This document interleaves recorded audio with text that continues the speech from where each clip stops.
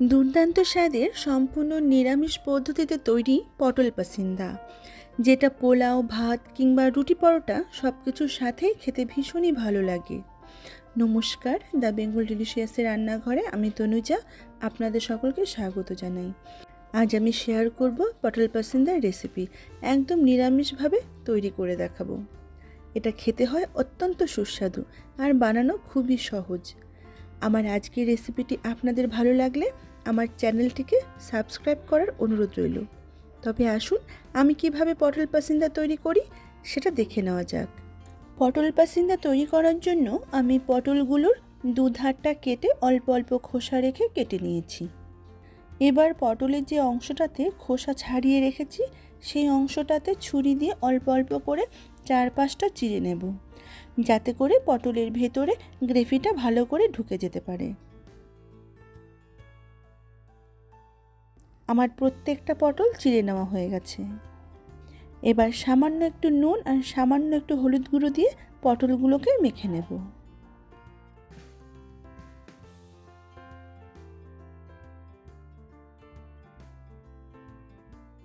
এবার একটি কড়াইতে 2 টেবিল চামচ সাদা তেল গরম করে নিয়েছি।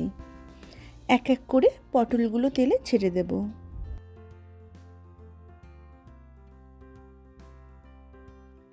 গ্যাসের ফ্লেম মিডিয়াম রেখে নেড়েচেড়ে পটলগুলোকে হালকা লাল করে ভেজে নেব।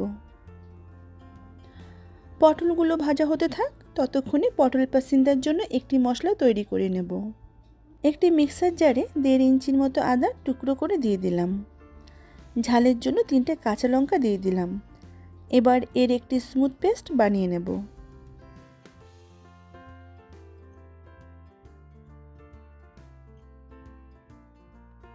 আমাদের পটলগুলো ভাজা হয়ে গেছে, এবার তুলে নিচ্ছি।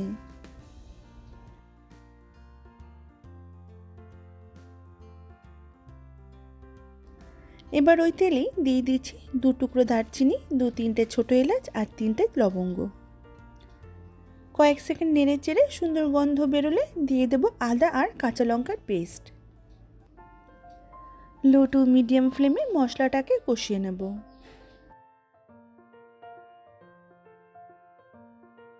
মশলাটা ভাজা হয়ে গেছে, এবার দেব গুঁড়ো মশলার পেস্ট।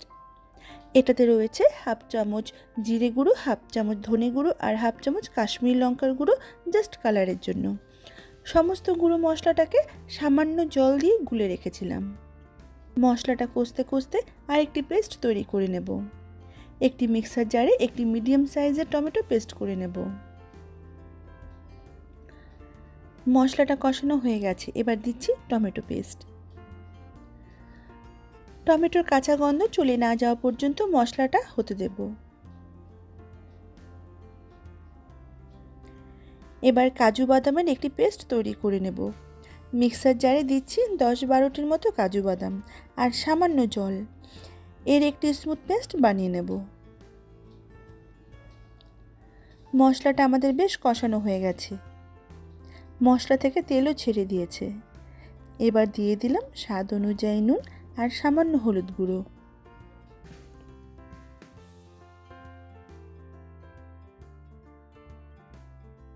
মশলাটাকে নেড়ে চেড়ে নিয়ে দিয়ে দিচ্ছি কাজু বাদাম পেস্ট।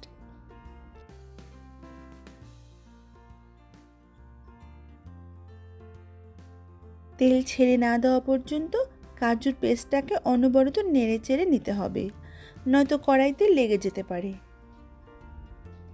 এবার দিয়ে দিচ্ছি ভেজে রাখা পটল। এবার মশলার সাথে পটলগুলোকে নেড়ে চেড়ে মিশিয়ে নিয়ে দিয়ে দিচ্ছি 1 কাপ পরিমাণ দুধ আর দুধের কাপ ধোয়া 1/2 কাপ পরিমাণ জল।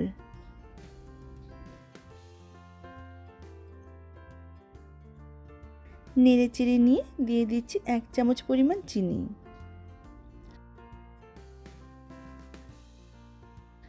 চিনির পরিমাণটা আপনাদের পছন্দ মতোই দেবেন, কিন্তু চিনিটা একটু হলেও দিতে হবে, এতে করে স্বাদ কিন্তু অনেকটাই বেড়ে যাবে।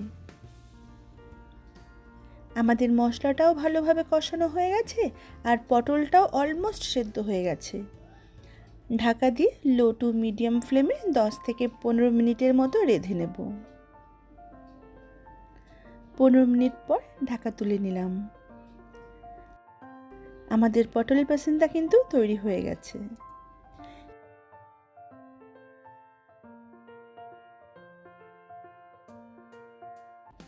দিয়ে দিলাম হাফ চামচেরও কম গরম মশলার গুঁড়ো আর 1 চামচ পরিমাণ ঘি। এবার নেড়ে চেড়ে ঘি গরম মশলাটাকে মিশিয়ে নেব। আমাদের দুর্দান্ত স্বাদের পটল পাসিন্দা একদম তৈরি। গ্যাসের ফ্লেম অফ করে ঢাকা দিয়ে 10 মিনিট স্ট্যান্ডিং টাইমে রাখার পর পছন্দসই খাবারের সাথে সার্ভ করে নেব। আমার আজকের রেসিপি আপনাদের কেমন লেগেছে অবশ্যই জানাবেন। তবে আজকের মতো এই পর্যন্তই। আবারও হাজির হয়ে যাব অন্য কোনো দিন অন্য কোনো রেসিপি নিয়ে। সকলেই সুস্থ থাকুন, ভালো থাকুন। ধন্যবাদ।